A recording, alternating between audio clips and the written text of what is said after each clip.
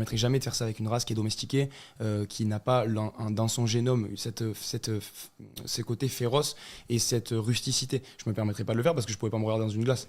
Sauf que le taureau de combat, il est différent puisque en lui, il a tout ça, il a ce combat-là. Donc le taureau, tu l'aimes? J'aime le Voilà. taureau. Je le respecte beaucoup. Tu as des animaux? Tu as un chien Oui, j'en ai eu beaucoup. que tu aimes? J'ai eu beaucoup d'animaux quand j'étais gamin avec ma grand-mère.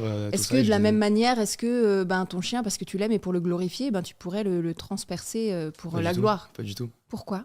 Parce que je ne respecte pas de la même manière mon chien que je respecte un taureau. Alors cette vidéo, c'est un peu la définition du spécisme. Là, la comparaison d'un animal domestique avec lequel il a l'habitude de vivre. Il a l'impression de ne pas le mettre au même stade qu'un taureau qui est tué sous contrat d'une tradition. Je pense que cette personne a clairement grandi dedans, a banalisé et ne se remet pas en question que l'animal, il souffre, il y a des faits. Moi, j'ai été voir une corrida.